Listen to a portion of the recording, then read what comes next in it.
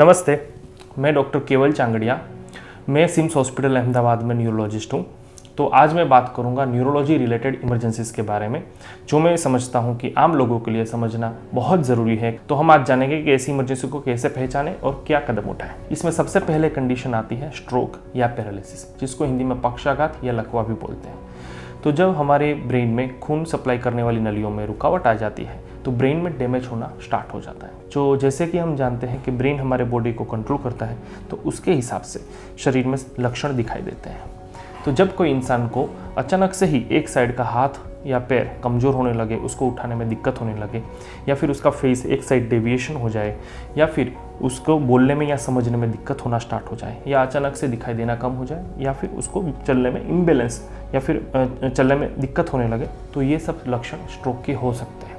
तो ऐसे कंडीशन में ब्रेन में हर एक मिनट में 1.9 मिलियन ब्रेन सेल्स का डैमेज होना स्टार्ट हो जाता है। तो ऐसी कंडीशन में एक मिनट भी वेट करे बिना इन मरीज़ को तुरंत ही नज़दीकी स्ट्रोक सेंटर या फिर ऐसी अस्पताल जहाँ पे एटलीस्ट सीटी स्कैन की सुविधा हो, वहाँ पे लेके जाना चाहिए। तो ऐसी कंडीशन में अगर मरीज़ को 4.5 घंटे में इमरजेंसी डिपार्टमेंट में पहुँचाया जाए तो उसको थ्रोम्बोलिसिस मतलब कि एक स्पेसिफिक ट्रीटमेंट के हिसाब से ब्रेन को बचाया जा सकता है। अगर मरीज़ को 6 घंटे के अंदर कोई स्ट्रोक सेंटर में पहुँचाया जाए तो मैकेनिकल थ्रोम्बेक्टोमी नाम की एक प्रोसीजर से उसके ब्रेन को बचाया जा सकता है।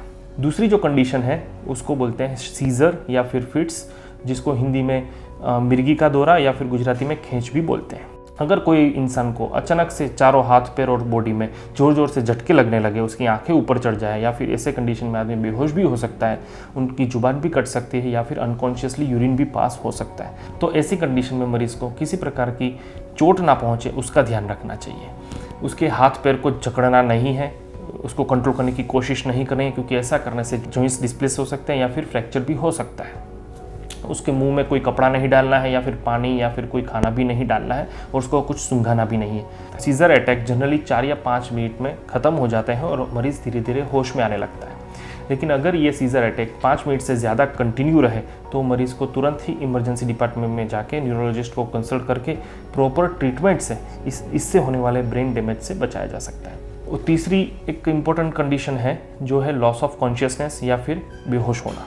तो बेहोश होना एक लक्षण है, वो एक बीमारी नहीं है, लेकिन ये बहुत सारी बीमारियों के एक वार्निंग सिम्टम बोल सकते हैं। जैसे कि कोई कभी कभी ब्रेन में खून की नली फटने से ब्रेन हेमरेज होने से ये हो सकता है, ग्लूकोज का प्रमाण बॉडी में अचानक से बहुत कम होने से हो सकता है, या फिर और कोई इलेक्ट्रोलाइट इम्बैलेंस से ये सब हो सकता है, या फिर हमने जैसे डिस्कस किया सीजर की वजह से भी आदमी बेहोश हो सकता है। तो ये सभी बहुत गंभीर समस्याएं हैं।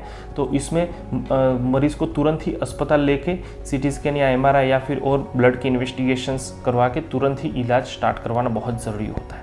एक बार ब्रेन में डैमेज हो जाता है तो उसको रिकवरी में बहुत समय लगता है, या फिर कभी कभी पूरी रिकवरी हो भी नहीं सकती। तो मेरा मिशन या उद्देश्य यही है कि आम लोगों के बीच में न्यूरोलॉजी रिलेटेड इमरजेंसीज और डिसऑर्डर्स के बारे में एक जागरूकता पैदा हो।